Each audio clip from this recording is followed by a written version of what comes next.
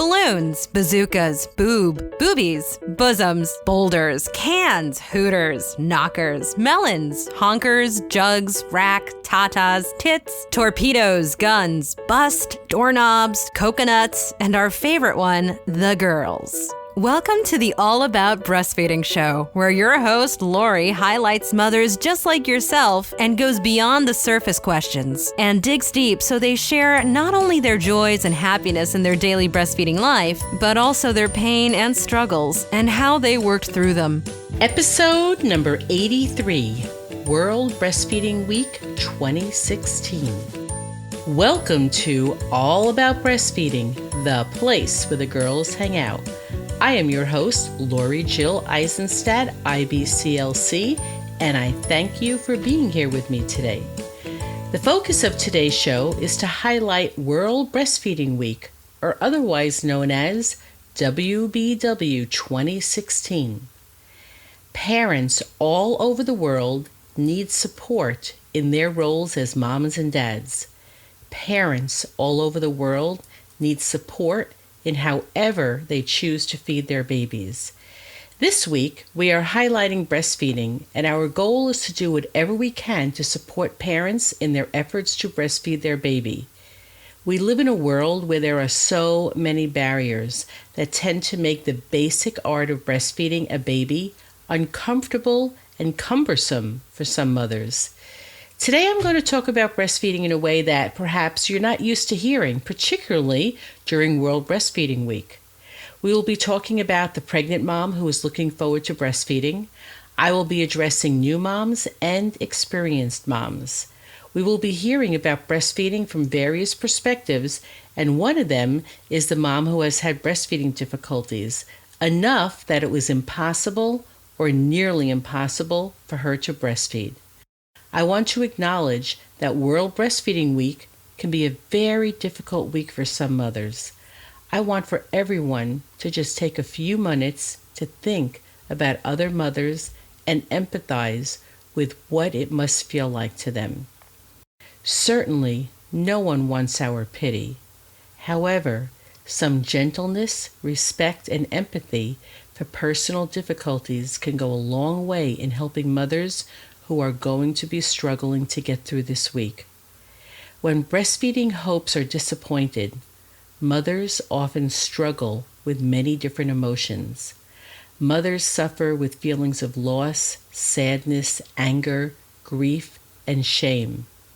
They tend to think they are the only ones feeling this way, but these feelings are not at all unusual, and they are a known risk factor for postpartum depression. These are words written by Hilary Jacobson. She's a writer, researcher, holistic breastfeeding consultant, and hypnotherapist. She has written a book called Healing Breastfeeding Grief. When I said that I was going to talk about breastfeeding in a way that perhaps you're not used to hearing, this is what I wanted to address. Moms who have had difficulties breastfeeding and moms who are unable to breastfeed their baby even though they so dearly wanted to. Hilary Jacobson is a guest on our show next week, so be sure to look out for episode number 84 for the full interview. At the moment, I'm going to play a small portion of what Hilary had to share about her own personal experience. Can you talk a little bit about having low milk supply and how that truly affected you, like with any anxiety or depression or anything of that nature? I didn't have a clinical case of postpartum depression with my first baby, but I had this profound experience of postpartum grief. I would say breastfeeding grief is what we call it. And I was just devastated. I felt that I carried this emotional wound inside of myself, and I didn't know how to talk about it with anybody. And it's hard to describe that emotional wound. In my book, I ask mothers to describe it, and their descriptions are just so incredible. They hate themselves. This hating your body, feeling betrayed by your body, feeling like a failure, feeling like the worst mother in the world. emptiness. I would say I felt a profound emptiness and sadness and loss. And I just couldn't understand why I was feeling those emotions. And I would say that although they dissipated to some extent as my baby grew, and he was such a delightful baby and child, I mean, of course you're distracted from that. They were underlying.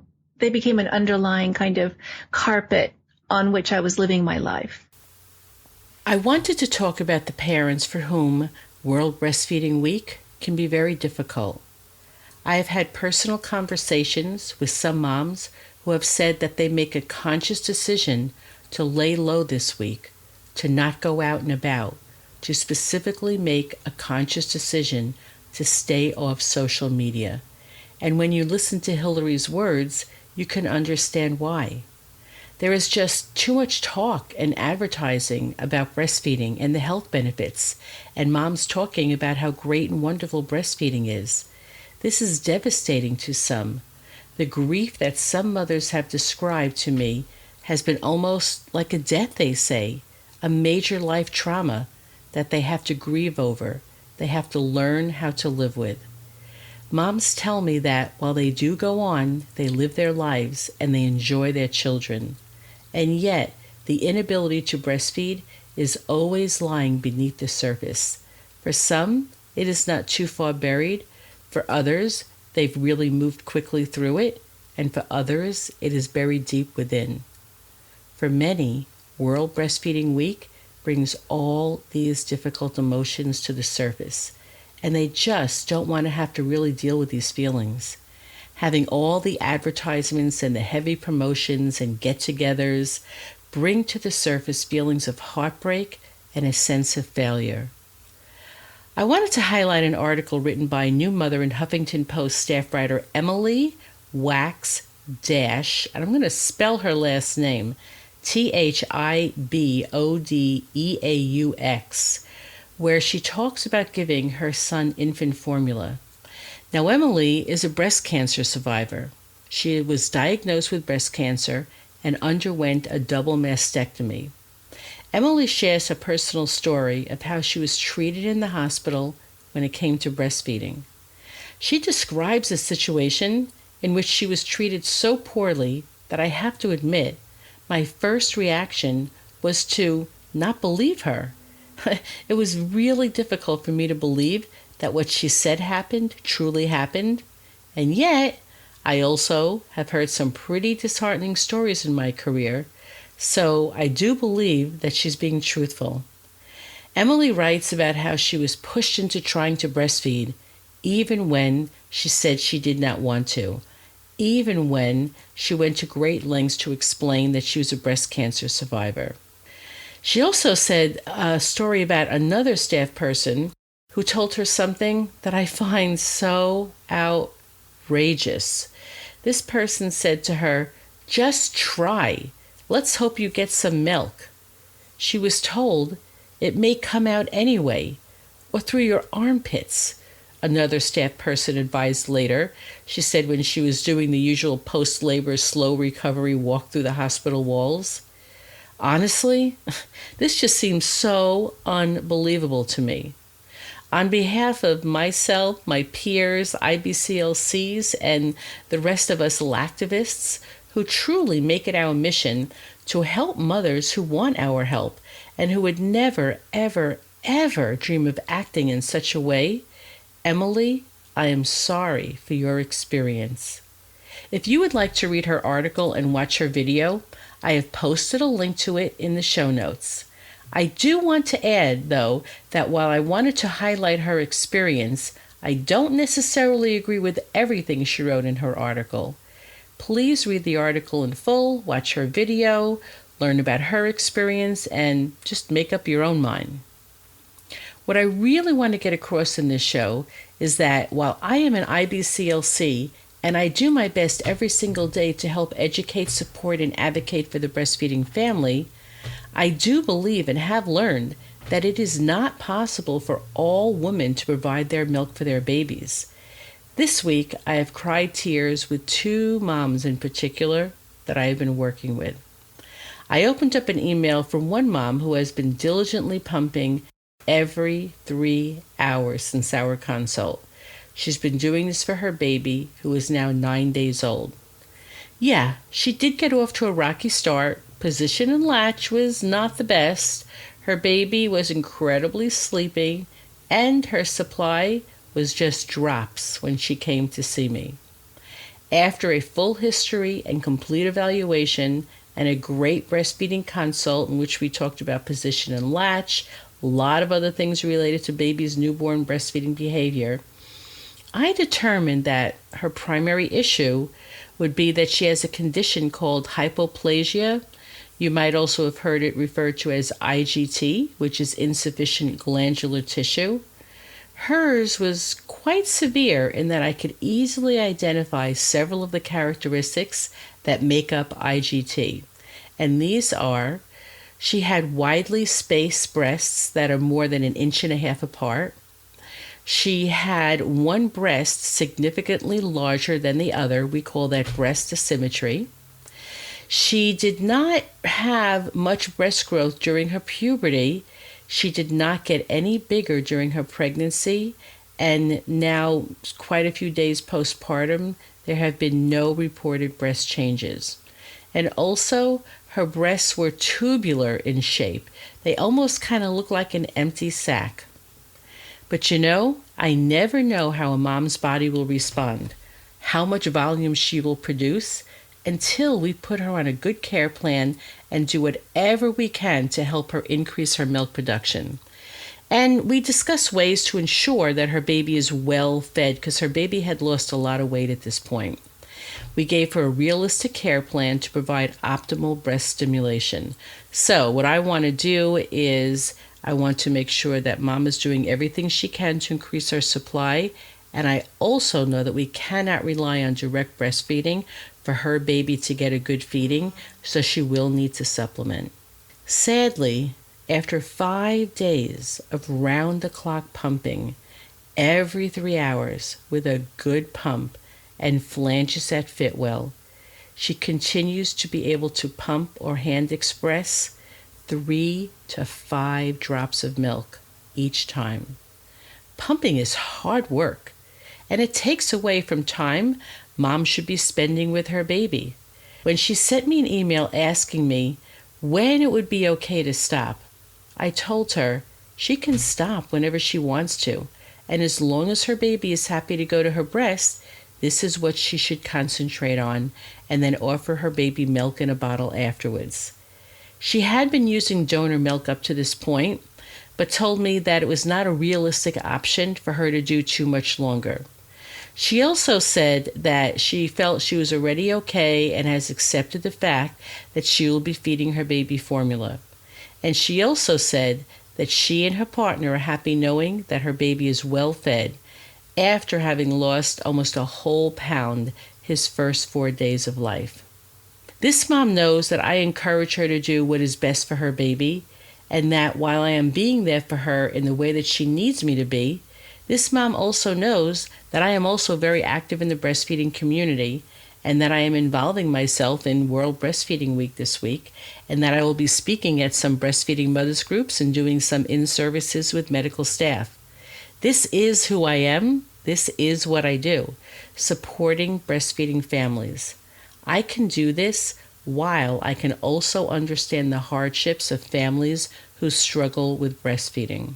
And my message to everyone is to just keep these moms in mind, and let's do our best while we continue to support moms who are breastfeeding, that we also are understanding and empathetic and non-judgmental of any way that any mother chooses to feed her baby. We also never have any idea of why she makes those choices, nor is it really any of our business. I spent my morning at a birthing center here in Phoenix, Arizona called Baby Moon Inn. It is a freestanding birthing center. You can find them by going to babymoonin.com. It's a wonderful place filled with great staff, fabulous midwives, where moms, they can go there to have professional midwifery care. They can choose to have their babies at the birthing center with a midwife, or they can choose to use a local hospital and have a midwife there for them for their birth too. Today, I met with some moms who came to hear me talk about breastfeeding. Several moms had their babies, and one mom is due with twins. This was so exciting for me to be talking to this group of moms and sharing some of my wisdom about breastfeeding, and better still, to have the moms who have already had their babies share some of their pearls of wisdom with the soon-to-be mom. You see, we need to spend more time just hanging out with other moms, seeing them breastfeed in public, learn that perhaps their breastfeeding beginnings were not always so easy. We need to spend time sharing stories and helping other moms. One of the common themes that came up today was the lack of support moms feel about their breastfeeding from other people in their life and from healthcare providers and, from people in public. In particular, they have issues with some healthcare providers who really don't seem to care one way or the other if they were successfully breastfeeding. When they had hard times, there was not a sense of urgency with their healthcare provider to help moms fix the breastfeeding if it's not going well. Another common theme talked about was nursing in public. I appreciated hearing the differences of personal opinions about breastfeeding. One of the moms even said that she herself realizes that she was quite judgmental about nursing in public before she had her baby.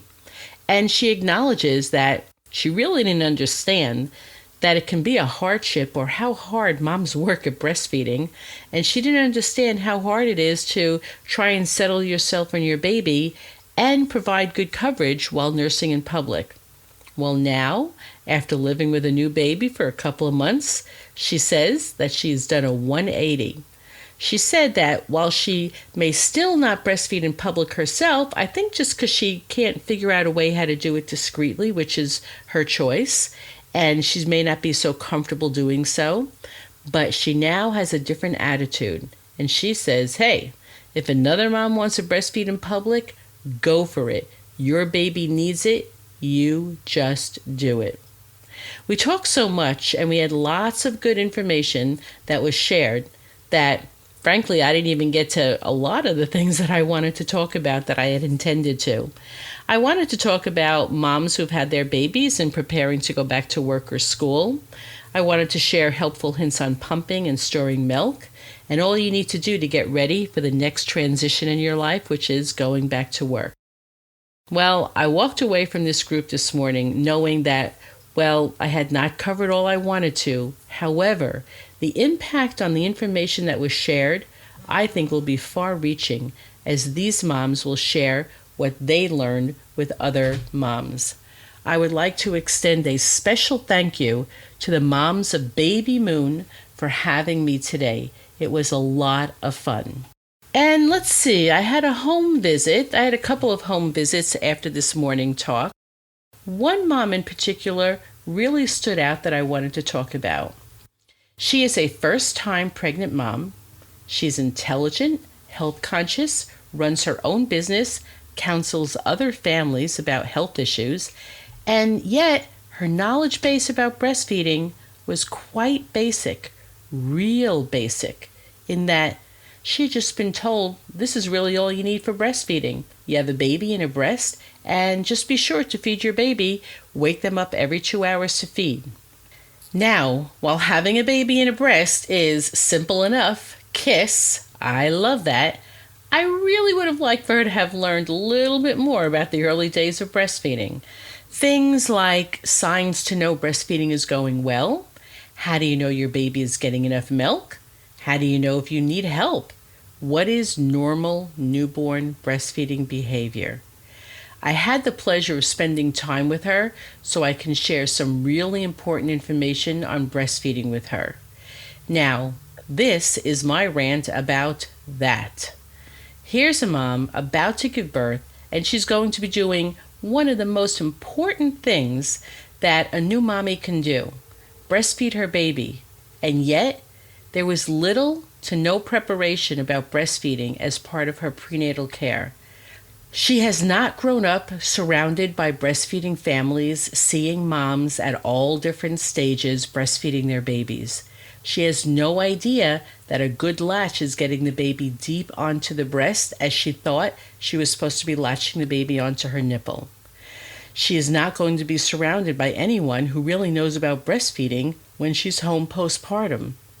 I'm grateful that I was able to share some really good information from her. She was able to make a connection with me, and I'm confident that if breastfeeding isn't going really well for her, that she will reach out and get help. The last thing I want her to do is to be suffering with breastfeeding challenges and to not even know that things aren't going so well. So am I grateful for World Breastfeeding Week? Absolutely. It gives us in the biz a wonderful opportunity to raise awareness in our hometowns and communities and help mothers get connected with other breastfeeding helpers. We want you to be successful. We want you to go to breastfeeding mothers groups. We want you to hang out with other moms and talk about breastfeeding. We don't want you to fall through the cracks. We want to be able to help you understand why you might be having difficulties breastfeeding. We want you to know for yourself how to tell that breastfeeding is going great for you. If you're having a hard time, one of the things we find is that moms tend to batter themselves. We don't want you to blame yourself if things don't go as planned. We want to be there for you in whatever capacity you need for us to be. I started off this show saying that we would be talking about World Breastfeeding Week, and I know I took a different slant on it, but I know that there's so many other articles and publications and internet resources and things that are going to be coming upon your Facebook feeds that will talk about World Breastfeeding Week 2016. What I'd like to do is send you to worldbreastfeeding.org, where you can get all the information about World Breastfeeding Week. There's a couple of things that I did want to mention, and that is that all over the world, there is one fun thing happening called the Big Latch On, and you can get information by going to worldbreastfeeding.org about the Big Latch On and where you can participate with the Big Latch On in your own community. I know it is biglatchon.org, and it takes place at registered locations around the world. And basically, women gather to breastfeed and offer peer support to each other. Their friends, family, and community join this celebration to promote and support breastfeeding. There are volunteers from the community that host each location, hosting a global Big Latch On, and it creates a lasting support network for the community. Here in Arizona, there are Latch On events happening in Chandler and Phoenix and Flagstaff and Kingman and Tucson and other places that I might not even know of. So go ahead and check out the link, biglatchon.org, biglatchon.org, and get involved.